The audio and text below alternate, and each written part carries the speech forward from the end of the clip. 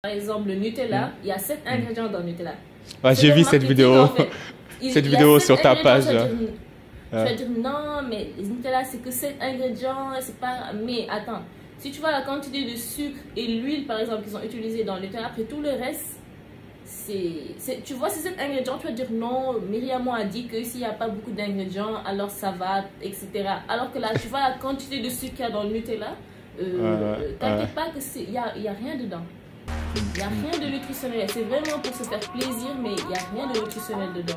Comme je dis, la malbouffe, c'est vraiment tout ce qui est. Il n'y a pas de nutriments dedans.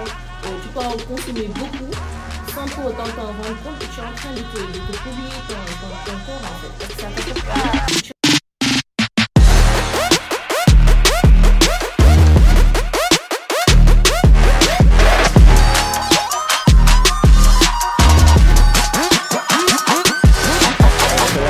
Bonsoir à tous et à toutes, j'espère que vous allez bien.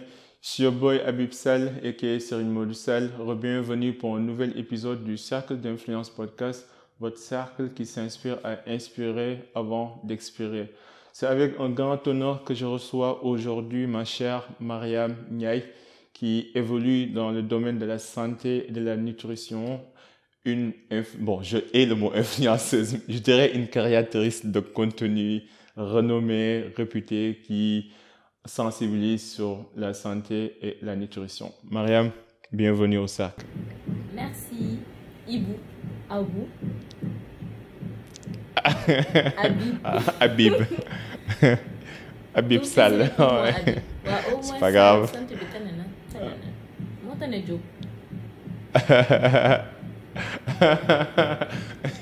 J'ai aucun lien de parenté avec Macky Sall pour que ça soit clair. On ne sait jamais. On a juste les mêmes noms de famille. On n'est pas nombreux au Sénégal. Ah ouais. Non, on n'est pas quand même des minorités au Sénégal quand même. Non, en tout cas, enchanté Mariam. Enchanté. Pour moi. Ouais. Pour les gens qui nous écoutent et qui nous regardent, est-ce que tu peux nous parler brièvement de toi et de ce que tu fais de manière générale? Alors, moi, je m'appelle Mariam Ndiaye. It's Myriam sur les réseaux. Je suis étudiante en 4e année de médecine. Et c'est tout. Je crée des contenus de temps en temps. Voilà. Et c'est tout. Ah ouais. Moi, j'ai envie de comprendre un petit peu, en fait, d'où est venue cette passion pour la santé, la nutrition et surtout toutes les vidéos de sensibilisation et d'éducation que tu fais dans le domaine. Est-ce que tu peux me parler un petit peu quelles sont les personnes qui t'ont influencé et quand est-ce que tu as eu ce déclic, en fait, dans la vie de manière générale? En tout cas, je sais que j'ai toujours voulu faire la médecine. Peut-être la nutrition, c'est venu bien après. Je me souviens, c'était pendant le corona. Tu vois, beaucoup de gens ont eu des déclics pendant le corona. Tellement on n'avait rien à faire. Ah, j'avoue, ouais. Il y avait vraiment rien à faire. Surtout que nous, on avait fermé, on ne faisait pas les cours en ligne, tout ça. Donc, pendant 7 mois, il n'y avait rien à faire. C'était les vacances, quoi. Et donc, je surfe comme ça sur Instagram. Je surfe. Et je me rends compte que je suivais beaucoup d'Américains qui parlaient de santé, nutrition, tu vois, qui essaient de rendre les gens aware, quoi, sur le fait qu'ils sont en train de mal manger, qu'il faut qu'ils changent de paradigme, retourner à un style de vie plus ancestral, tout ça. Je me dis, mais attends, ce sont les États-Unis, le pays de la malbouffe, en fait. Ils sont en train de sensibiliser les gens.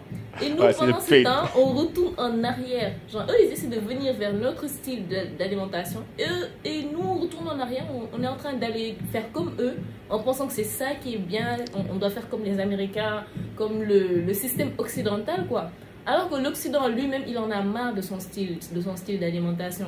Parce qu'ils ont vu les conséquences sur la santé, ils ont vu les conséquences que ça avait sur les populations, sur l'espérance de vie, tout ça. Ils sont en train de travailler dessus, les médecins sont en train de travailler dessus. Pendant ce temps, nous, on n'est pas si aware que ça sur l'alimentation, en fait.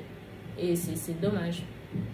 C'est pour ça que j'ai commencé en me disant que si les Américains le font, moi, je ne vais pas rester là à regarder notre population retourner en arrière pendant qu'eux, ils sont en train de sensibiliser pour venir vers nous, quoi. Et c'est comme ça que j'ai commencé sur un coup de tête, comme ça. J'ai commencé à faire petit à petit les vidéos et après... Ah, super. Et après, le reste, c'est l'histoire, quoi. Mais tu as parfaitement raison par rapport aux Américains. Même la notion de fast-food est venue des Américains, quoi. La malbouffe. Ouais. Donc là, aujourd'hui, je vais un peu représenter les fanatiques, les débutants ou même les ignorants, parce que je fais partie des ignorants. Est-ce que tu peux me dire un petit peu quand est-ce qu'on peut parler de malbouffe ou de malnutrition? Quels sont les ingrédients ou les conditions lorsqu'elles sont réunies, on peut parler de malbouffe ou de malnutrition, par exemple? Malbouffe, bon, on ne peut pas les qualifier de même mot, mais malnutrition, c'est quand ce que tu manges n'a pas assez de nutriments. Ce qu'on appelle le nutriments, c'est ce dont le corps a besoin en réalité. C'est quand si on mange beaucoup de choses dont le corps n'a pas forcément besoin, d'où le fait que le corps le stocke ou l'élimine. Tu vois, soit c'est en graisse, quand on mange trop de sucre, tout ça, le corps n'en a pas vraiment besoin, donc ça se stocke dans le corps en graisse. Tout ce dont il n'a pas besoin, il rejette. Et le corps a besoin de nutriments, et les nutriments se trouvent dans la vraie nourriture, c'est-à-dire les vitamines, les protéines, ce qu'ils appellent les carbohydrates. J'aime pas dire sucre, parce que les gens confondent, après les gens c'est les glucides. Les glucides donnent du glucose. Donc dire sucre, les gens, aujourd'hui, les gens ils vont être confus. Donc les Américains disent carbohydrates, tu vois, parce que ça vient de la molécule, en fait, comment elle est structurée. Voilà. La molécule carbone. Exactement. Et la molécule hydrogène, quoi. Mais après, les gens doivent comprendre, quand on parle des hydrocarbures, les hydrocarbures, ça englobe plusieurs dérivés, plusieurs produits en même temps. Mais après, ça dépend du domaine et du contexte. Exactement. Aussi. Et la finalité de ça, en fait, c'est le glucose, tu vois. Le glucose, c'est notre essence, en fait. C'est notre gasoil, c'est l'énergie dont on a besoin pour fonctionner. Mais on le retrouve dans plusieurs aliments. On retrouve ça dans le pain, on retrouve ça dans tout ce qui est carbohydrates, comme il dit. C'est-à-dire tout ce qui est féculent, tout ce qui est glucides. Après, tu as les lipides, c'est-à-dire tout ce qui est gras. Les acides gras, c'est l'huile, c'est le beurre, tout ça. Après, tu as les protéines qui sont majoritairement dans les produits animaux. Après, tu as aussi ça dans les végétaux, tu vois. C'est la viande, quoi. C'est le poisson, c'est les œufs. C'est aussi dans certaines céréales, en général, tout ce qui est haricots, tout ce qui est lentilles, tout ça, il y a des protéines dedans. Voilà. Donc, le corps, en fait, il a besoin de ces nutriments. Si tu n'en as pas assez, tu es malnutri. Donc, ça, c'est la malnutrition. Maintenant, la malbouffe, ce sont ces aliments qui n'ont pas de nutriments, qui sont très, très faibles en nutriments.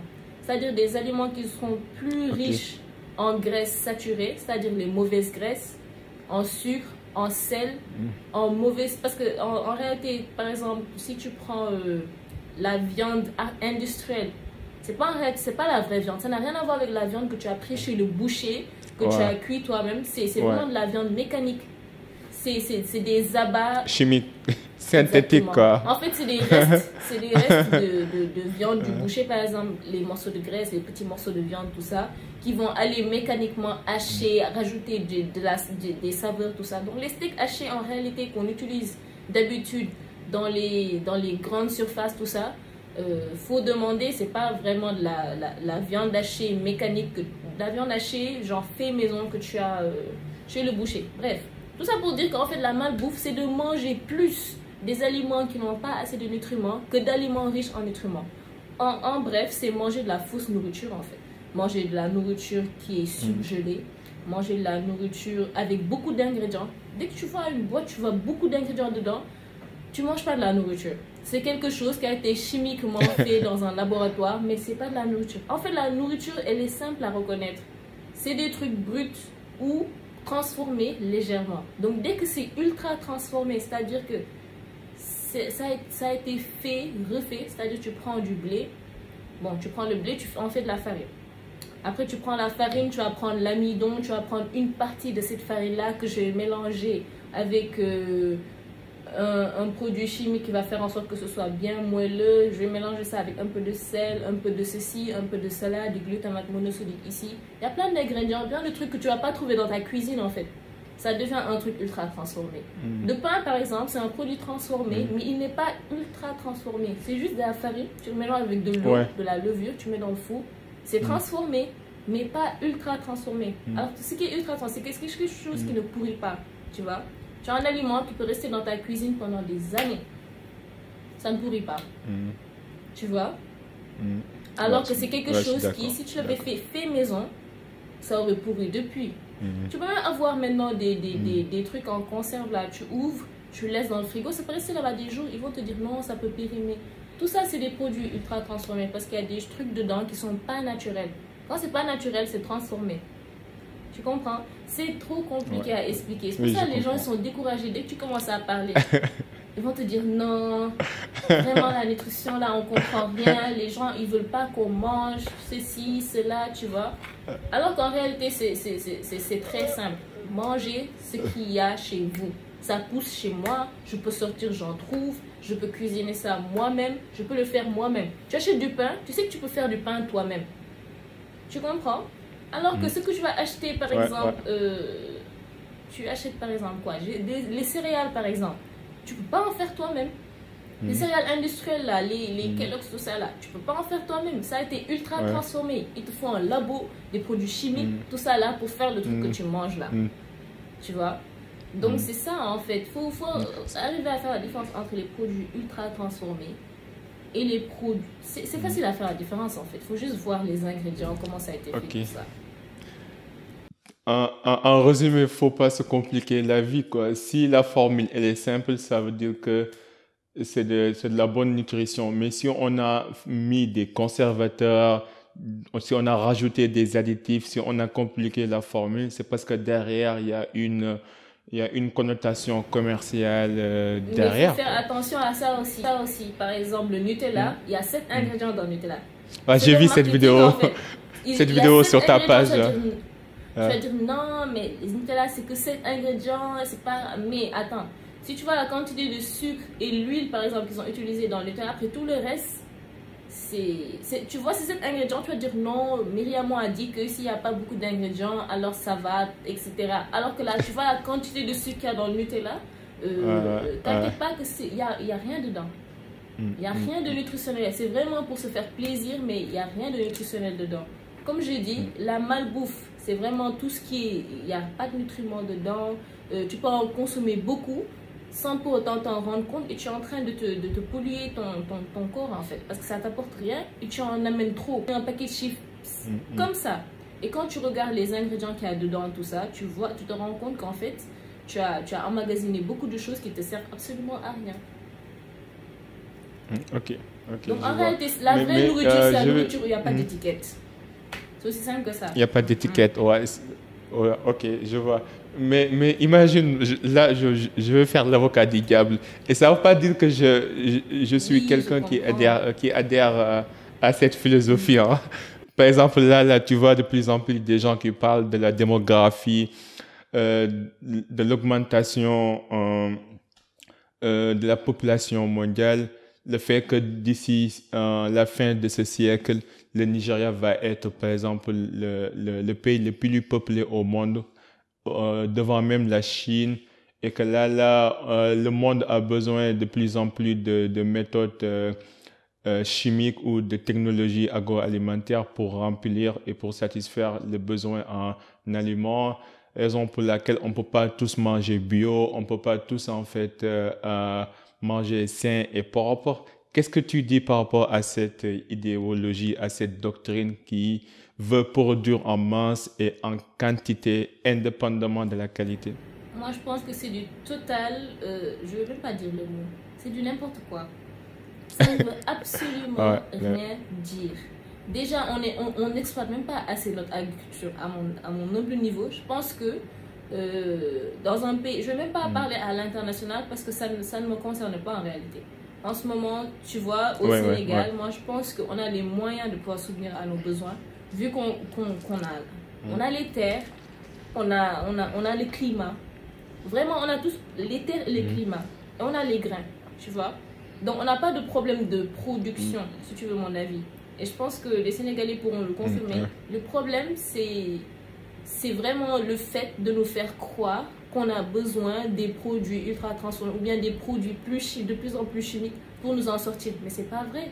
Mais c'est pas vrai. En réalité, de quoi on a besoin? On a besoin de fruits, on a besoin de légumes, on a besoin de céréales. Ici, on a le mil, on a le maïs, on a le fognon. C'est pas ça qui manque.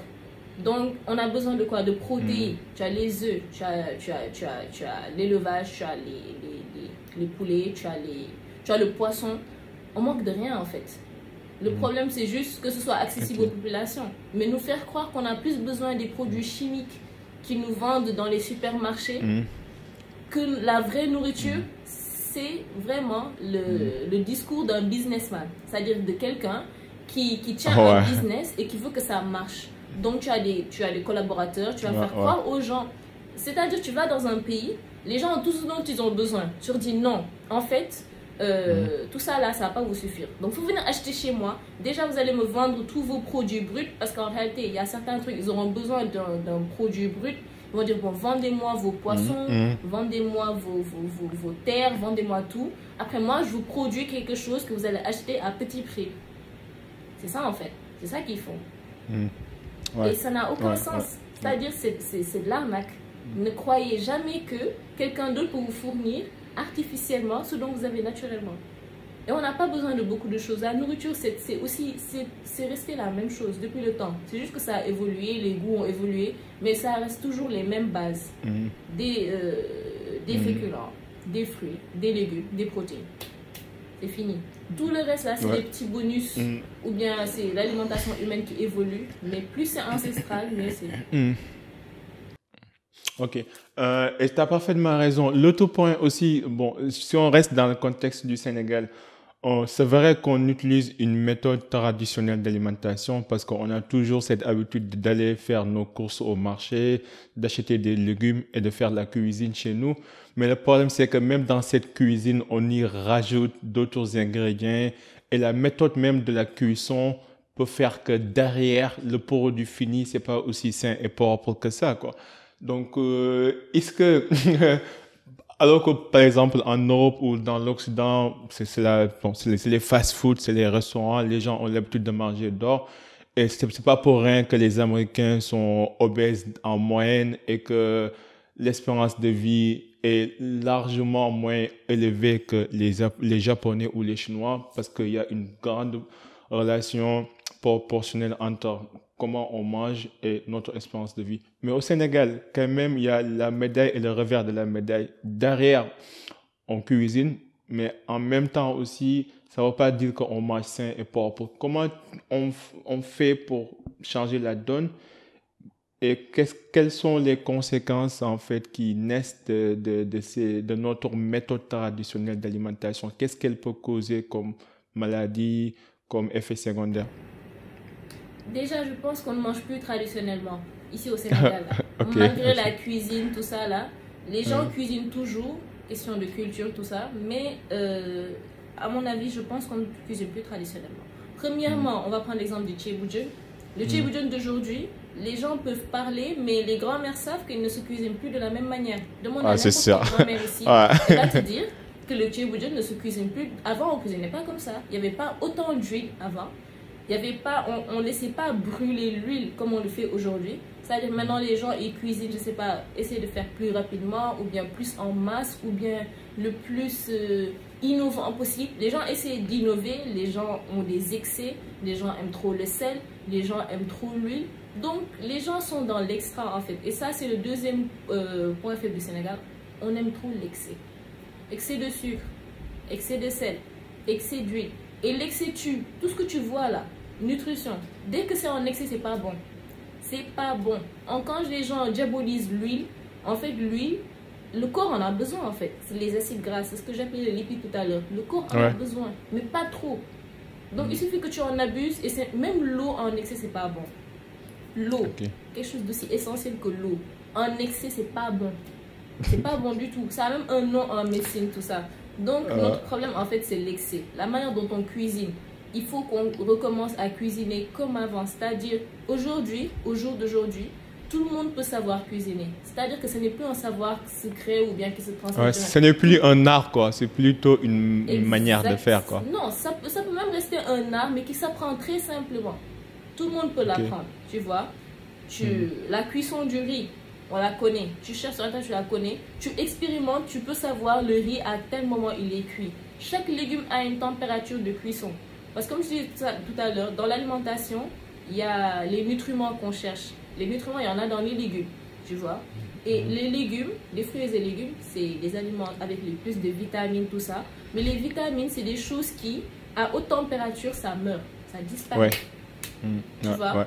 Donc, si tu cuis un légume au-delà de sa température de cuisson, il ne te sert plus à rien. En fait, il n'y aura que du glucose dans ce légume-là. Il n'y aura plus les vitamines dont ton corps a besoin. Les acides aminés qui sont dans le corps, dont ton corps a besoin, tu vois. Parce qu'il y a certains légumes aussi, il y a des acides aminés dedans. Donc, le problème, c'est de savoir cuire chaque légume à sa température. Tu sais, avant, le tchéboujen, les vrais savent. On ne met pas les légumes en même temps. Genre, nous, tu mets tous les légumes en même temps, tu les laisses bouillir là-bas. C'était pas comme ça. Il y a certains légumes, tu attends. Tu mets d'abord les légumes les plus durs, les carottes, nanyambi, tout ça là. Tu les mets parce que tu sais que ça prend du temps. Alors qu'il y a les autres légumes qui cuisent très vite, genre les gombos, les aubergines, tu les mets à la fin. Tu les mets à la fin. Des fois, ils sont même pas bien cuits parce que tu les mets vraiment en dernier, quoi. Et comment ils le savaient, comment ceux qui ont créé le plat le savaient. Ah, ils le savaient en tout cas, c'est ça la vérité. Et maintenant aujourd'hui, plus en plus tu vas, ils cuisinent comme ils veulent. Après ils disent non, nos grands-pères, nos grands-mères mangeaient comme ça, faut arrêter. Faut arrêter. Les grands-parents mangeaient pas comme ça. Je sais pas de quelle génération vous parlez, mais les générations qui ont vu naître le tchéboujen. Et un jour, j'en avais parlé en story et il y a un monsieur qui est venu qui a dit un truc essentiel parce que c'est vrai. En fait, je ne veux pas en parler, mais il avait parfaitement raison. C'est que le tchéboujen, en fait, c'est venu avec la colonisation. Ah ouais? Donc les gens les gens le voient comme un plat national, culturel. National, tout ça là, voilà. Ça vient du Sénégal, gars. Comme le jollof rice là, dont les gens étaient en train de se disputer là. Entre Nigeria, Ghana et Sénégal. Voilà. Donc ça vient du Sénégal parce que jollof, on sait que c'est le Sénégal. Mais c'est un plat qui est venu avec la colonisation. Parce que le riz ne poussait pas au Sénégal. Hein. C'est bien après que c'est venu. On se souvient tous, je pense qu'on était tous nés quand le riz a commencé à se faire pousser ici dans la vallée. Mais avant, il n'y avait pas le riz. Avant, on avait le tchéré. Avant, on avait le mil. Le mil a tout poussé ici. Donc, les plats qu'on a, les vrais plats traditionnels ici, c'est le tchérimboum. C'est tout ce qui a fondé, le tchakri, le fondé, exactement. C'est pour ça que c'est des plats qu'on mange toujours le dimanche, tu vois. C'est toujours là le tchéré. Tamhaï, tchéré. Donc en fait, notre céréale, c'est le mil. Et il y a le fognon aussi, qui a disparu, je ne sais pas comment, et qui est revenu petit à petit. Et c'est les Occidentaux, en fait, qui sont venus nous parler des bienfaits du fognon, que c'était faible en glycémie. Comparé au riz, tu vois. Donc, ça pousse ici. C'est ici que ça pousse, le fognon, au Sénégal. Et les diabétiques, aujourd'hui, ils l'utilisent bien parce que c'est plus faible en sucre que le riz. Donc, le fognon, c'est une excellente alternative au riz, tu vois. Donc, c'est ça, en fait. Mais je n'ai pas trop compris comment la colonisation, comment le tchéboujen est venu avec la colonisation. En fait, on dit que c'est un plat colonial parce que le riz est venu avec la colonisation. Ok. Donc, voilà. On l'a importé, quoi. Exactement, c'est importé. Tu vois, le riz, jusqu'à aujourd'hui, il y a des gens qui importent le riz. Oui, jusqu'à maintenant, on importe du riz pour pouvoir combler, en fait, le manque parce qu'on n'arrive pas à en produire la quantité nécessaire dont on a besoin pour tout le Sénégal, quoi. C'est un petit peu comme la farine aussi. Presque dans tous les domaines, on est obligé d'importer pour combler le manque, quoi. Mais c'est super. C'est le problème parce que cette espèce de manque qu'on essaie de nous dire là, on n'en a pas vraiment besoin. Donc la farine blanche, la farine blanchie, c'est pas du blé complet. Le blé complet, il est bien. Le problème avec le blé blanc, c'est parce qu'il a été blanchi. Donc il faut que ça ait le processus de raffinage, le processus de nettoyage, tout ça là, jusqu'à ce que ça devienne blanc comme neige. C'est chimique, c'est artificiel. Donc tous les nutriments qui étaient présents dans le blé, qui est une céréale qui pousse, il n'y aura rien. En fait, la farine blanche, là, il n'y a rien dedans. comparé au mil où tu as encore les nutriments, les bienfaits du mil, tout ça. Le maïs, tu as encore les bienfaits, les nutriments du maïs. La farine blanche, il n'y a rien. Pour ça, les gens sont constipés. Les gens ont des problèmes gastriques, tout ça, là, tu vois. Ouais. C'est pareil aussi avec les huiles blanches, quoi. On a des huiles de base et des huiles blanches. Les huiles de blanche, ce sont des huiles de base qu'on a traitées et qu'on a retiré en fait tous les éléments essentiels qui peuvent être utilisés dans des applications différentes. Mais en fait, pour confirmer ce que tu viens de dire, et c'est tout à fait vrai, même quand tu vois, parce que moi, en fait, j'ai fait une formation de base en industrie chimique et agroalimentaire, et d'habitude, tu lis des articles, tu vois de nouvelles découvertes technologiques, des gens qui expliquent comment le corps réagit en face de certains produits. Mais après, quand tu regardes notre culture à nous, comment nos grands-parents vivaient, tu te dis, eux, ils avaient compris depuis longtemps, quoi. On ne fait que répéter ce qu'on sait déjà. Et c'est dommage que nous, les jeunes, on est en train de s'éloigner de plus en plus de notre savoir-faire traditionnel. C'est rare maintenant même de voir des gens qui s'approchent des grands-parents ou bien des grands-mères pour comprendre un petit peu leur savoir-faire, leur savoir traditionnel. Si, c'est ça en fait. Et c'est dommage. Ouais. C'est même dommage. Ça qui m'a poussé à commencer parce que ça devient grave en fait. Tu vois, des gens, des trucs que tu savais toi. Et tu te rends compte, des gens, beaucoup de personnes n'étaient pas au courant. Ils vont te dire, franchement, moi, c'est la première fois que je sais ça. Et tu vois, des gens te remercient, vraiment, tu nous apprends beaucoup de choses. Toi, tu penses que c'est rien, mais c'est quelque chose pour les gens, parce qu'ils ne savent pas, il n'y a pas l'information. Les gens ne sont pas informés. C'est ça le problème. Oui, je suis d'accord. On est très, très en même temps, informés. moi, personnellement, je pense qu'on ne donne pas trop d'attention à notre santé. En fait, et ça, c'est désolant de le dire, mais en tant que Sénégalais, on vit pour vivre, quoi, jusqu'à ce qu'on tombe malade. C'est ça. Mais on ne prend pas notre santé comme priorité. C'est dommage, parce que de la même manière qu'on investit sur l'habillement, sur l'immobilier, tout ça, on devrait investir sur notre santé, parce que tout le monde sait que sans la santé, tout ce que tu peux avoir, tu ne peux pas en profiter. Les gens le savent, hein, vous le savez très bien. Mais tu te dis, bon, je pense que ça fait partie de la malinformation aussi. Parce que tu fais quelque chose en pensant que ce n'est rien. Alors que ça va affecter ta santé plus tard d'une manière extraordinaire. Regarde par exemple aux États-Unis. Il y a une période très précise, j'oublie toujours la date. Il y a une période très précise aux États-Unis où ils ont commencé à diaboliser les huiles. Même pas les huiles, les matières grasses. Les matières grasses. Matières grasses. Voilà. Ils ont dit non, les matières grasses en fait c'est mauvais pour vous. Et tout ça aussi c'était du marketing des ça. Donc ils ont dit les matières grasses c'est mauvais pour vous. Et pour remplacer les matières grasses, ils ont pris le sucre. Tu vois, ils ont diabolisé les matières grasses. Alors que les matières grasses, comme on en a besoin, c'est quelque chose qui fait partie de l'alimentation. Juste, il faut en manger dans une quantité normale qui est conseillée. Mais le sucre est bien pire parce que le sucre, le corps n'en a même pas besoin. Le sucre blanc là, je ne parle pas des sucres dont les gens le sucre, oui, pas les glucides, je ne parle pas des glucides, des carbohydrates. Je parle de sucre blanc que les gens utilisent sucre maintenant. Blanc, Exactement.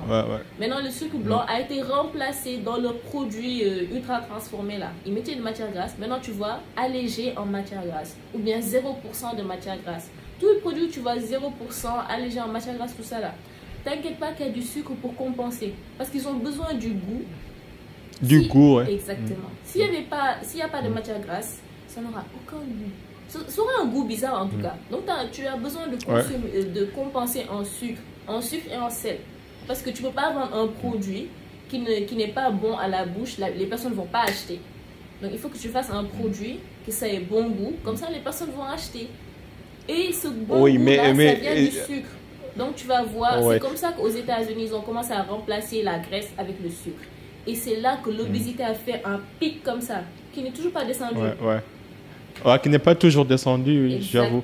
En même temps, mais dans ce cas-ci, en fait, qui est responsable? Par exemple, je fais une analogie. Tu vois, par exemple, la nouvelle génération, la génération Z, par exemple, après 2000, qui est née dans l'ère numérique. Tu vois, ils savent manipuler en fait les ordinateurs. Ils sont tous sur les réseaux sociaux. C'est une partie normale de leur vie parce que ils sont nés dans cette ère-là. Mais imagine aussi pour les enfants qui naissent dans un monde où tout est sucré, où ils deviennent dès le bas âge accros à ce goût féculent du sucre, et puis ils grandissent, ils évoluent dans la vie, ils continuent, et puis tu te rends compte qu'en fait c'est plus fort que. Par exemple, moi j'avais un ami qui, parfois on partait ensemble à la salle d'entraînement parce qu'il voulait perdre du poids, mais quand on sortait manger, tu te rends compte qu'en fait, il ne pouvait pas dire non au sucre. En fait, c'était génétiquement ancré en lui, quoi. C'était plus fort que lui. Après, ça m'a fait réfléchir. Je me suis dit, ah oui, peut-être parce que depuis tout petit, on l'a rendu accro, quoi. C'est plus fort que lui. C'est comme un fumeur qui essaie, en fait, d'arrêter la nicotine, ou bien un addict de la caféine, ou bien un drogué, quoi, à la limite. Mais qui est responsable dans ça? Est-ce que la responsabilité est partagée? Et comment on peut aider ces genres de personnes? Mais Ouais. comme tu dis là, c'est une drogue. Il y a des études qui l'ont prouvé. Je fais une vidéo là-dessus. Ça fait partie de mes premières vidéos parce que ça m'avait tellement choqué dans le temps. En fait, le sucre, il est aussi addictif que la cocaïne. Ça a été prouvé. Okay. Les gens ont fait des expériences sur des souris, les pauvres souris. Ils ont vu que les souris qui étaient exposées au sucre, elles étaient plus addictes que les souris qu'on exposait à la cocaïne. C'était incroyable. Et elles ne pouvaient pas s'en empêcher. Toujours tu reviens sur le sucre. Donc c'est vraiment un problème sérieux. C'est pas un problème qu'on dit à la légère comme ça, juste ou bien pour faire rire, tout ça. Non, c'est un problème sérieux. Le sucre est addictif.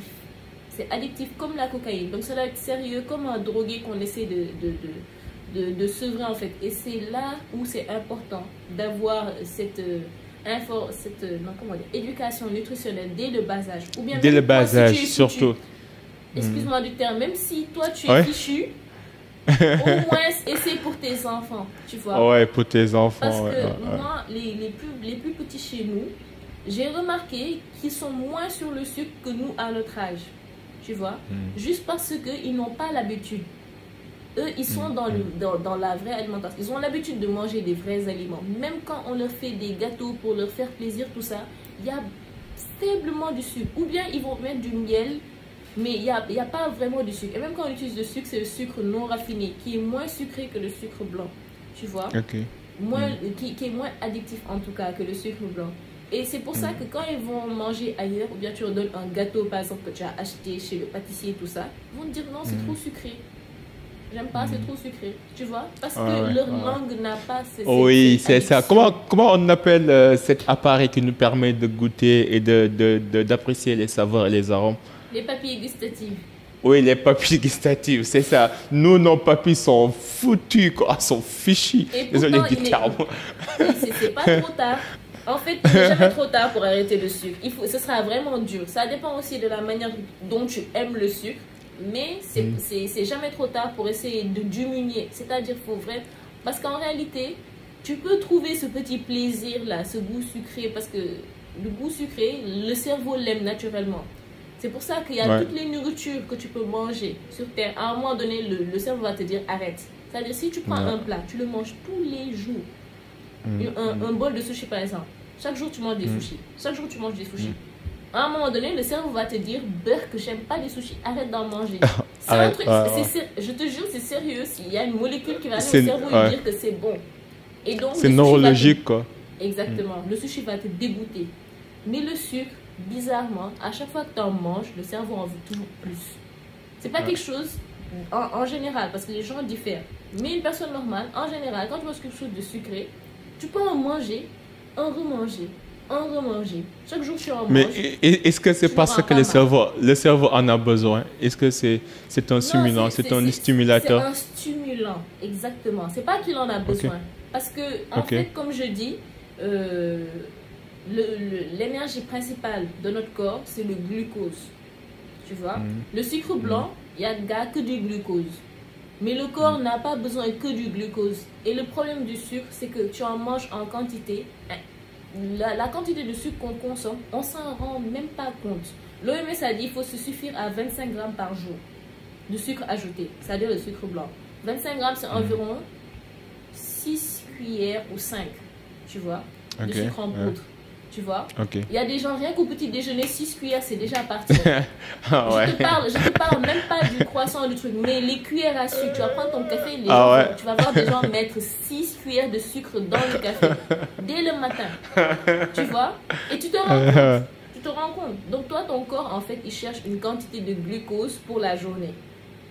Et ce glucose-là, il a besoin qu'il soit accompagné, par exemple, des fibres, pour que ça ne fasse pas monter le sucre dans ton sang, parce que le diabète, après, tu vas comprendre que c'est ça qui va amener le diabète de type 2 qui est la star aujourd'hui, parce que maintenant tout le monde est diabétique. La génération passée qui s'est laissée aller sur le sucre, aujourd'hui ils ont beaucoup de problèmes de diabète, parce qu'en réalité, le problème c'était ça.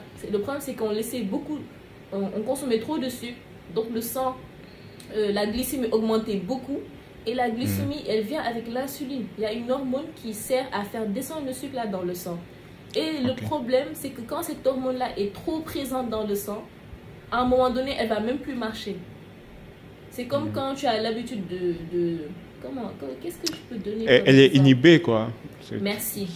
Ça la inhibe. chose est inhibée. Donc, elle ne te sert plus à rien. Donc, le sucre reste dans le sang. Les cellules ne peuvent pas l'utiliser. Tu as encore faim. Tu vas encore consommer. Le corps ne l'utilise pas. C'est comme si tu n'avais rien mangé. Quand le sucre là ne rentre pas dans ton corps, c'est comme si tu n'avais rien mangé. Donc, tu as faim.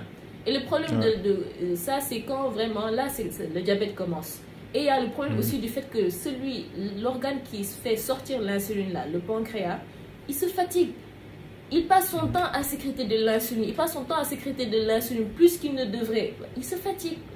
Après, il ne marche plus. L'insuline ne sort même plus. Tu vois? Donc, c'est des gens qui sont obligés de s'injecter de l'insuline parce que le corps n'arrive même plus à faire de l'insuline. Donc, tout ça, c'est des problèmes. C'est la consommation excessive de sucre. Tu vois? Donc, le problème, ce n'est pas comment... Le cerveau, comme c'est de l'énergie pure, il aime. Et puis c'est sucré, ça, non seulement c'est de l'énergie, ça a un bon goût. Ouais. Ça a un bon goût, ton corps sert de la dopamine, tu es heureux, tu es dans un état de bien-être et ça chute vite. C'est comme un drogué, tu te drogues, après c'est bien, tu es high, tout ça, c'est bien cool. Après ça tombe, tu reviens sur terre et tu es déprimé. Et aussi les problèmes de santé mentale, le sucre n'est pas en dehors de ça. Hein. Parce qu'il y a des études qui ont prouvé, c'est l'histoire de la dopamine dont je te parlais. Les pics de sucre sont accompagnés de pics de dopamine.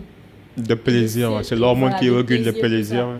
Et ça tombe très vite, comme tous les pics. Ça fait comme ça redescend. Et la dopamine descend en même temps. Donc tu déprimes vite. Donc quand tu vois des enfants agités là, qui se fâchent vite, qui ont des sautes d'humeur, tu comprends pas, mais qu'est-ce qu'il a? Pourtant il a mangé, il a bu, il a fait, il s'amuse bien. Pourquoi ils sont... C'est de sucre. Il faut aller voir l'alimentation. Si tu ne comprends pas pourquoi ton enfant déprime souvent, il faut aller voir ce qu'il mange. Parce que les enfants d'aujourd'hui, comme tu dis, ils mangent que du sucre. Les biscuits, les céréales au petit déjeuner, les croissants.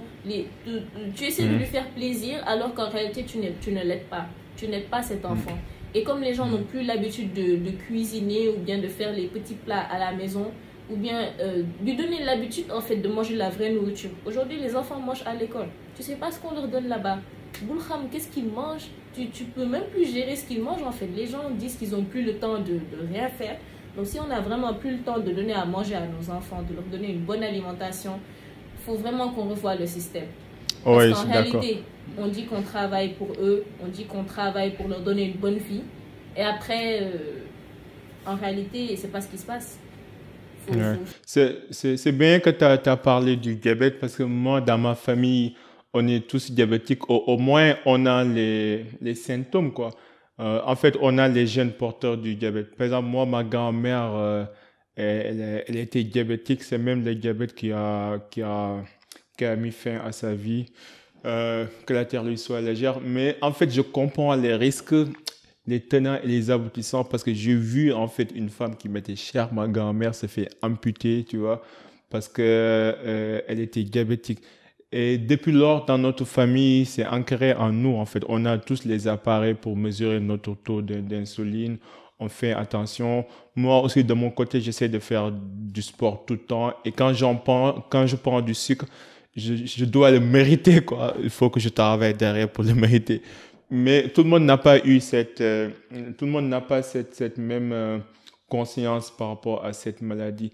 Pour les gens qui nous écoutent et qui se battent en fait avec cette envie inébranlable de prendre du sucre tout le temps, quels sont les moyens pour en limiter et quels sont les exercices ou les routines, les pratiques, des habitudes à développer pour combattre ces fléaux des hypertensions, du diabète et tout ce qui vient avec, et même de la santé mentale, parce que c'est lié avec la santé mentale. Moi, le conseil que je donnerais, c'est arrêter l'excès. Parce que tous nos problèmes que tu vois actuellement, c'est l'excès. C'est aussi simple que ça. L'excès de sucre, conséquences cardiovasculaires, donc hypertension, la graisse, les mauvaises graisses que le sucre amène, qui vont aller se loger dans les artères, boucher les artères, les AVC, tout ça. La consommation excessive de sel, qui va faire monter la tension aussi. La consommation excessive d'huile, ces huiles raffinées là qui finalement vont donner des mauvaises graisses et avoir les mêmes effets que les plaques d'athérome, tout ça dans le sang, boucher les artères. Tout ça en fait c'est des problèmes d'excès. Donc notre alimentation, on mange déjà trop. On mange vraiment trop. On mange quand on a faim, on mange quand on n'a pas faim aussi. Donc en réalité, il y a ce problème d'excès là aujourd'hui. C'est vraiment manger en quantité et non en qualité. On mange beaucoup et on ne mange pas bien. Et c'est quand les gens comprendront cette notion d'excès qu'il faut manger que quand on a faim et ne pas manger juste parce que tu te dis que c'est l'heure de manger. Il faut manger quand tu as faim. Apprenons à écouter le corps, tu vois. Et surtout limiter l'excès. En fait, tous nos problèmes que tu vois aujourd'hui, c'est l'excès. Donc manger quand on n'a pas faim et ne pas manger en qualité. Le problème, c'est de manger en qualité. Si tu veux diminuer le sucre, il faut bien manger. Quand tu manges assez de fruits, assez de légumes, ou bien quand tu as envie de sucrer, tu prends un fruit au lieu d'aller prendre un biscuit, ça déjà, c'est un pas énorme, tu vois. Parce que déjà, dans le fruit, tu pourras te rassasier vite. Tu manges une pomme ou une orange, je ne pense pas que tu auras encore faim pour aller manger un biscuit. Donc, il faut avoir ces réflexes-là. Quand tu as faim, pas avoir le réflexe d'aller manger quelque chose de sucré, mais manger plutôt un vrai repas. C'est-à-dire, soit tu prends un fruit si c'est une petite faim. Si tu as vraiment faim, va manger un vrai repas. Tu ne vas pas dire, non, je vais calmer ma faim, je vais prendre un petit tanka ou bien un truc sucré. Tu vas manger un vrai repas avec beaucoup de légumes, des protéines, des féculents. Mange la vraie nourriture. Après avoir mangé la vraie nourriture, tu peux essayer de temps en temps de te faire plaisir, mais en priorisant par exemple des fruits d'abord. Et après, dans la journée, ou bien une fois dans la semaine, tu peux te faire plaisir et essayer de le faire toi-même. En général, quand tu fais quelque chose toi-même, tu manges moins que quand tu vas l'acheter. Parce qu'il n'y aura pas l'effort que tu as fait derrière, faire les courses, prendre le temps de cuisiner, attendre que ça cuise, après manger. Tout ça, c'est du travail. Et ça te pousse à avoir cette routine-là de bien manger. Alors que quand tu achètes ta nourriture dehors, c'est bien plus facile. De toute façon, tu n'as pas de vaisselle à faire, tu n'as pas d'effort à faire pour faire ta nourriture. Tu manges en quantité. Après, tu vas dormir. Tu fais ce que tu veux. Donc, tout ça aussi, ça fait partie. Retrouver l'habitude de faire ta nourriture toi-même. Et aussi essayer de manger le plus naturellement possible. Voilà. Et manger la vraie nourriture, s'il vous plaît, mangez la vraie nourriture. Ce que vous voyez là, c'est pas de la nourriture. Tout ce que vous voyez qui est artificiel comme ça là, tu peux pas faire ça toi-même dans ta cuisine, c'est pas de la vraie nourriture. Vraiment. Et la vraie nourriture, elle est bonne, elle est là. Les gens disent que qu'est-ce qu'on va manger? Si vraiment quand tu as su, tu manges plus, prends malade. Mais il y a tout à manger. Il y a tout à manger. Vraiment. En réalité, si les gens ne... J'espère que le message est bien passé. Les gens qui nous regardent et qui nous écoutent, écoutez bien. En fait, si on ne mangeait pas en excès, je te dis, on n'aurait pas de problème. Si on ne mangeait pas en excès, on n'aurait pas de problème. Est-ce que tu as une morning routine, déjà une routine matinale qui te permet de bien démarrer ta journée et d'être productive? Ah non, moi, j'ai pas de routine. Hein. Moi, je vis au jour le jour. Mais dis-moi, raconte-moi une journée spécifique de Mariam, quoi. Non, parce que j'imagine que tout ce que tu as pu accumuler en termes de connaissances sur la nutrition et la santé, j'imagine que tu l'as incorporé dans ta vie de tous les jours. Donc, une Mariam qui vit, ce n'est pas la même chose qu'un Nabib qui vit, quoi. C'est logique. Oui, donc raconte-moi ta journée. Vraiment pas de routine. Les trucs que j'apprends, c'est que je m'entoure de trucs qui me font apprendre. Déjà, j'aime lire. Je lis beaucoup. Tu apprends sur Internet. Il y a les documentaires. Il y a plein de documentaires très intéressants qui circulent sur le net, tout ça. Donc, il faut déjà t'entourer de trucs. Tu sais que Si j'allume la télé, je préférerais, si je regarde pas mes séries préférées, je vais voir un super documentaire qui va parler de nutrition, tout ça. Tu regardes, tu apprends des choses. Tu as des livres. Tu as par exemple, voilà, juste comme ça, par hasard. Comment j'ai décroché dessus. Ok. J'ai trouvé ça à 4 ans, j'ai dit, quand je vais à 4 ans, quand je vois ce genre de livre-là, je suis ruinée. Ok. Bon, j'espère qu'on va partager. On va partager le lien après. Tu m'envoies le lien et je partage pour ce livre-là. Non, voilà, à 80 ans. Moi, j'ai acheté ça à 80 ans, je suis allée sur place. Ok. Au moins, tu me donnerais les titres comme ça. Du sucre. Voilà. Ok, super. Comment j'ai décroché du sucre. Très, très non, mais Mariam, t'as une routine quand même. Arrête. Moi, ok, raconte-moi quand même. Je me lève le matin, après je vois ce que je fais. Ça dépend des périodes. Hein. Quand je suis en période université, genre c'est l'année universitaire. Là, c'est différent. Tu te lèves, tu te laves, tu manges, tu vas apprendre. Tu prends du descends. Après, tu essaies de te reposer, tu révises encore. Waouh, c'est... Ça, c'est maintenant quand tu es en mode chill, en mode truc, je me lève, après je fais ce que je veux, c'est en mode chill. Maintenant, quand je suis en mode, par exemple, il faut que je fasse un truc, c'est-à-dire j'ai une vidéo à faire, ou bien je suis en période, je dois écrire quelque chose. Là, je me réveille en mode, bon, je me lève le matin, je révise.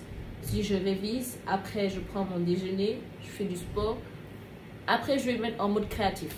Donc, je prends l'après-midi pour tout ce qui est création, tout ça. Ou bien le matin, c'est même pas, c'est pas précis. En fait, il faut savoir dans ta tête, qu'est-ce que j'ai à faire. Ok, je pose la question. Je peux faire ça le soir, tu vois. Je pose la question au feeling. Moi, je fonctionne au feeling. Ok.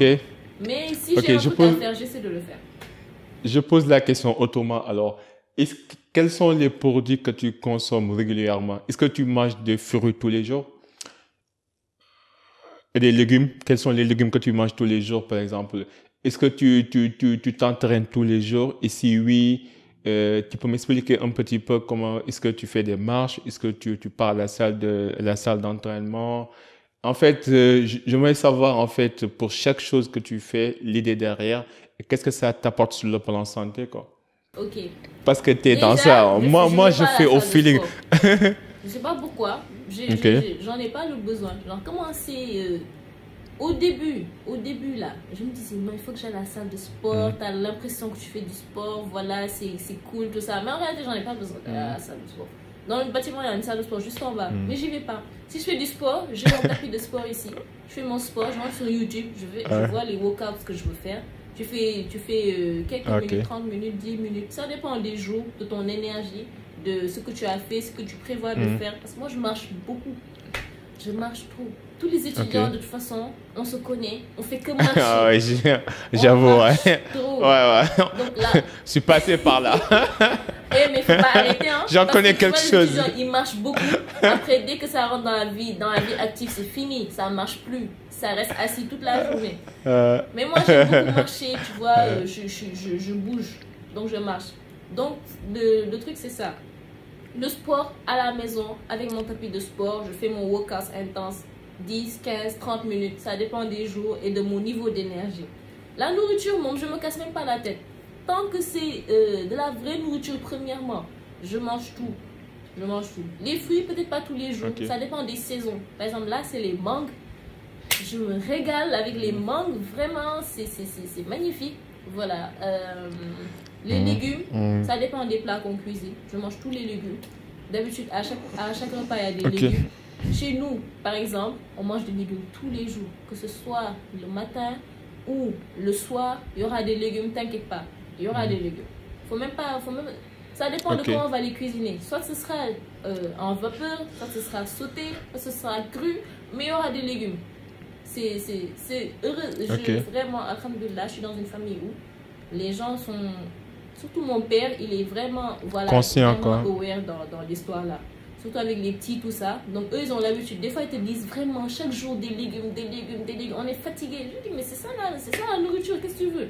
Donc légumes, protéines. En général, c'est ça. Légumes et une viande. Soit ce sera de la viande, soit ce sera du poisson, soit ce sera du poulet. Mais c'est légumes, viande. Tu vois? Maintenant, les légumes peuvent varier. Ça peut être n'importe quel légume. Ça peut être des haricots, ça peut être des concombres, ça peut être la tomate. C'est vraiment, on a le choix en fait. On est dans un pays où tu as le choix. Même si c'est pas... Même Ok. si Est-ce que... l'histoire de bio, là, dont tu parles tout à l'heure, même si tu n'as pas la certitude que c'est bio, mais au moins que ce soit des légumes, tu vois. C'est mieux que de manger des légumes, tu n'es pas sûr que c'est bio, que de ne pas manger du tout parce que tu dis que c'est pas bio. Les gens, je mange pas de légumes parce que c'est pas bio de toute façon. Faut manger. Donc les légumes, ton assiette, ça doit être ça. 50% de légumes, 25% de protéines. légumes sans pesticides ou avec pesticides? Légumes daal, voilà. Que ce soit que légumes. Fais en sorte que ce soit des légumes en tout cas. Après les 25% c'est les protéines. Et les autres 25% c'est les féculents. Donc moi en général ce sera ça. Protéines. Soit ce sera les protéines. Nous on n'est pas végétariens, tu vois. C'est la viande, c'est le poulet, c'est le poisson, tout ça. Après, tu as les légumes, 50%. Et les 25%, ça peut être soit les pommes de terre, soit ce sera du pain, soit ce sera... En général, c'est ça. Soit c'est les féculents, là, les pommes de terre, le manioc, le fognon, le riz, ou du pain. Ça dépend du plat que tu as cuisiné. Mais c'est autour de ça. Ok. Et quand est-ce que tu prends ton dîner d'habitude? À quelle heure tu prends ton dîner? Ça dépend. Moi, je mange quand j'ai faim. Moi, je mange que quand j'ai faim. Et ça, c'est pour ça que le jeûne intermittent est devenu quelque chose à la mode, parce que les gens se rendent compte qu'ils mangent alors qu'ils n'ont pas faim. Et dès qu'ils commencent à manger quand ils ont faim, là, ils perdent du poids. Parce que dès que tu manges, tu n'as pas faim, ton corps, il va juste stocker ce que tu n'as pas mangé. Donc, l'heure du dîner, pour moi, ça dépend déjà de l'heure à laquelle je vais me coucher et si j'ai faim. Si je vais me coucher alors que j'ai pas faim, je vais me coucher, je vais pas me forcer à manger. Donc arrêtez, l'heure du dîner, c'est vraiment quelque chose de variable. Faut pas aller manger à telle heure parce que Myriam m'a dit qu'elle va manger à telle heure. Vous mangez quand vous avez faim. Ok. En fait, la raison pour laquelle je posais cette question, parce que moi personnellement, et ça c'est personnel quoi, je me suis rendu compte que quand je dîne, quand je mange pas, en fait, quand je couche 2 heures de temps, si je mange et que je couche, j'ai des problèmes, j'ai des retours gastriques, j'ai des problèmes de sommeil, je dors pas bien. Mais quand je mange, par exemple, 3 heures de temps en avance, avant d'aller coucher, nickel, mon corps a pris le temps de digérer, j'ai pas de retour gastrique, je dors super bien. Ça, j'ai remarqué, quoi. Donc, d'habitude, je dors vers minuit ou 23h30. Donc, j'essaie de prendre au plus tard mon dîner à 20h. Sinon, j'ai des problèmes. En même temps, pareil avec la caféine. Par exemple, si je bois du café après 14 heures, ça va impacter mon sommeil. Mais ça, c'est à travers mes expériences personnelles, j'ai remarqué. J'essaie d'ajuster. Là, je viens de comprendre ta question. En fait, il est important de manger 1 heure ou 2 heures avant de se coucher. Pour 2 raisons. Première raison, comme tu dis, tu vas avoir des reflux. Parce que l'estomac, il est comme ça. C'est une courbe comme ça. Ouais, c'est ça.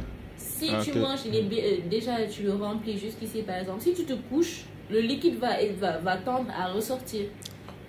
Ouais, exactement. D'où les problèmes gastriques. En même temps, j'ai appris que aussi il faut pas dormir dos sur le lit et le ventre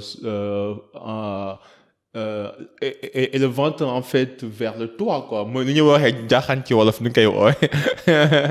J'ai compris que aussi c'est dangereux parce que même quand je mange tôt, si je dors pas de manière latérale, si je me couche pas de manière latérale, je peux avoir des retours gastriques. Mais quand je respecte la position latérale là, avec un oreiller, c'est comme si mon corps va se mettre dans une position qui va lui permettre de digérer facilement. Et quand je me réveille, j'ai pas de courbature quoi. Et ça, c'était un médecin qui me l'a recommandé. Je sais pas si c'est fondé ou pas, mais il me l'a recommandé. Ils apprennent beaucoup de choses, mais les gens ne posent pas les questions. Eux, ils sont juste là. Monsieur, j'ai mal ici, donnez-moi un médicament. Alors qu'ils ont beaucoup de savoir à partager, je pense. Mais c'est ça en fait. La deuxième chose, c'est que si tu manges et tu vas juste te coucher, beaucoup de personnes auront des problèmes pour dormir. Tu ne pourras pas dormir correctement parce que ton corps est en train de déjà digérer, tu as consommé de l'énergie. Et ce qui est sûr, c'est que quand tu vas te réveiller, tu vas aller directement aux toilettes. Pour te soulager, quoi. En tout cas, c'est pas bien de manger et dormir. Je pense que même dans la religion, les gens le disent. Il ne faut pas juste manger et aller se coucher directement. Il faut au moins faire les 40 pas, je pense. Mais je pense que ça doit être beaucoup plus. C'est-à-dire qu'il faut bien rester 1 heure, 2 heures de temps avant de se coucher, si tu manges. Et ne pas manger lourd. La nuit, c'est pas fait pour manger lourd. Parce que tu vas pas dormir. Il y aura trop d'énergie à dépenser et tu restes comme ça, tu dors. L'autre chose, c'est que est-ce que tu recommandes, par exemple, moi je fais souvent du sport, est-ce que tu recommandes les protéines, pas les protéines de prise de poids, je parle pas de ça, je parle des protéines nutriments, quoi, des protéines nutritives, quoi. Est-ce que tu les recommandes? Les protéines nutritives, tu parles des... Oui, en poudre qu'on mélange avec du lait ou quelque chose. Parce que, par exemple, moi, ça fait presque 10 ans que je fais de l'entraînement, que ce soit de la musculation, des arts martiaux. Mais après une séance d'entraînement intensive, si je ne prends pas de protéines, le jour suivant, je suis épuisé toute la journée. Mais je ne prends pas des protéines de prise de poids. Comme tu me vois, je suis maigre, je ne suis pas du tout obèse. Les protéines de prise de poids. Je pensais que les gens ils vendaient toutes les protéines. Je sais que ça diffère en ingrédients. Parce que ça reste un produit ultra transformé. Les produits dont je parlais tout à l'heure, c'est des produits ultra transformés. Donc, les ingrédients, ça compte. Comment ça a été fait, ça compte. Des manières d'utiliser, tout ça, ça compte. Donc, des protéines prises de poids, là, je n'en connais pas. Je pense que c'est juste des protéines. Mais moi, je ne vais pas me prononcer dessus. Parce que moi, je fais très attention à ces trucs. J'en prends pas. Et je ne pense pas en prendre. Parce qu'il faut faire est-ce que tu prends des vitamines, par exemple? Des vitamines? Non. Non, je prends pas de vitamines. Parce que j'en ai pas besoin, en fait. Ceux qui prennent les vitamines, c'est parce qu'ils n'en prennent pas assez dans leur quotidien. Ils sont carencés. Et malheureusement, beaucoup d'entre nous sont carencés. C'est-à-dire des vraies carences. On pense qu'on n'est pas carencé, mais on est vraiment carencé. On n'a pas assez de vitamine C, donc on nous prescrit de la vitamine C. Parce qu'on ne mange pas assez de vitamine C, en fait. Il y en a partout presque la vitamine C. Il y en a dans les fruits, dans les oranges, dans les mangues, dans le moringa. Tu vois, ici, au Sénégal, on a un aliment, une plante là, où il y a tous les nutriments dedans. Il y a tout. Si moi, je voulais faire de la muscu, tout ça là, ou bien avoir des protéines, je ne vais même pas me fatiguer à acheter les protéines. Je vais juste prendre du moringa en poudre. À chaque fois que je fais un smoothie, je mets une cuillère de moringa ou deux. Parce que dans 100 grammes de moringa, tu as quand même 27 grammes de protéines. C'est pas rien. Les gens là qui font les poudres de protéines, en général, one cup, les cups là, tu vas avoir peut-être 24 grammes de protéines, tout ça. Dans le moringa, tu en as 27. Et tu n'as pas seulement des protéines. Tu as du magnésium, tu as du calcium, tu as du potassium, tu as de la vitamine C, la vitamine A, la vitamine E. Tu as presque tout dedans. Et c'est dans une plante qui, ici, pousse à gogo. Dans la rue, tu sors, tu vois des moringas. La poudre moringa, il y en a à gogo ici. Donc moi, j'opterai toujours pour l'option la plus naturelle. Après, je sais pas, les sportifs, ça, ce sera plutôt la nutrition sportive. Mais je vais étudier ça. Mais je suis pas sûre à 100% que les protéines ce sera la meilleure chose à faire. Par contre, parfois aussi, bon, tu sais, à la pharmacie, parfois, on vend des vitamines, mais sous forme de cookies, sous forme de comprimés, ou même sous forme de sucreries, quoi, que tu peux utiliser. Les trucs à croquer, là. À croquer, ouais. En tout cas, d'habitude aussi, par exemple, j'ai remarqué quand je fais du sport et que je ne prends pas de fruits, surtout des bananes, des vitamines C, ma tête, mon cerveau, ça se fatigue très vite. Du genre, je peux être fonctionnel de 8h jusqu'à 19h, mais tard la nuit, c'est comme si mon cerveau dit stop, quoi. Je ne sais pas s'il y a une relation entre le cerveau et la consommation en vitamines. Bien sûr. Mais je le sens, quoi. Les vitamines K, c'est quelque chose qui est essentiel à la nutrition, c'est des nutriments. Le corps en a besoin pour fonctionner. Chaque vitamine a son comment on appelle ça, son utilité, tu vois. La vitamine A, tu en as besoin pour les yeux. C'est pas juste pour te sentir bien, tout ça. Mais tes organes ont besoin de ces vitamines pour fonctionner correctement. La vitamine D, ton corps en a besoin pour faire sortir le calcium là, pour que tes os soient solides. Si tu n'as pas assez de vitamine D, tu as des problèmes d'os. Tu as des problèmes d'articulation. Mais la vitamine D aussi, tu peux l'avoir avec le soleil, quoi. Le fait de se mettre sous le soleil. On se rend compte de plus en plus que les gens en Afrique sont carencés en vitamine D. Tu te rends compte? Alors que le soleil est là dehors, mais les gens c'est pas normal. C'est pas normal. Soleil, en fait. Alors que ici en Europe, les blancs en fait, ils rêvent d'avoir du soleil pour prendre de vitamine D, quoi. Ça, ils sont obligés de prendre ça dans des comprimés, tout ça. C'est ce que je te dis tout à l'heure. Tu as quelque chose qui est là, disponible, mais toi tu préfères te cacher de la chose ou bien tu préfères autre chose. Tu préfères la clim, tu préfères être dans des conditions plus lunaires, alors que faire une petite marche de 10 minutes par jour, tous les jours, une bonne exposition au soleil, tout ça, mais ça peut changer drastiquement ta vie, quoi. Ouais, je suis d'accord. Mariam, je peux te parler toute la journée, là, toute la nuit, mais il commence à faire tard et je pense qu'on a fait 1 heure. Donc, je vais te poser juste peut-être la dernière question. Quelle influence aimerais-tu laisser dans ce monde? Je sais que tu es encore jeune, tu as un avenir radieux devant toi. Donc, qu'est-ce que tu cherches vraiment à accomplir dans 10 ans, 20 ans, 30 ans? Quelle est ta mission, quoi, de manière générale? Et qu'est-ce que tu cherches à accomplir avec tout ce que tu fais? Moi, mon rêve, c'est d'être utile, d'avoir été utile sur cette terre. C'est-à-dire, si je meurs, on dira au moins elle a changé quelque chose. Elle a permis à beaucoup de personnes d'aller mieux, de vivre mieux. Elle a accompli quelque chose de bien dans cette vie. Tu vois? Que je n'ai pas été inutile, en fait, d'avoir vécu ma vie, de mourir sans pour autant avoir été utile d'une quelconque manière, tout ça. Tu vois? Donc, en réalité, c'est ça. De mourir en ayant été utile au moins dans ta vie. Et d'avoir apporté quelque chose de positif dans ce monde. Dans ce monde où tout est en train de se dégrader. Au moins, j'ai fait un geste. Au moins, j'ai essayé d'apporter quelque chose de positif sur Terre. Super. Ça, vraiment, en tout cas, la cause est noble et je te souhaite le meilleur au monde. J'arrive pas que tu as 23 ans et que tu as déjà découvert ta passion et que tout se passe bien à merveille. Tu as de la chance, quoi. Continue comme ça. Je te souhaite le meilleur au monde. Je dirais pas que ça se passe bien à merveille, mais bon, j'espère aussi. J'espère quand même. Mais au moins, tu as une famille exceptionnelle et ça, c'est pas rien. Vraiment, quoi. ça, c'est. Donc, c'est pas rien. Et ça se voit quoi, dans ton comportement, dans ta prise de parole. En tout cas, big up à tes parents.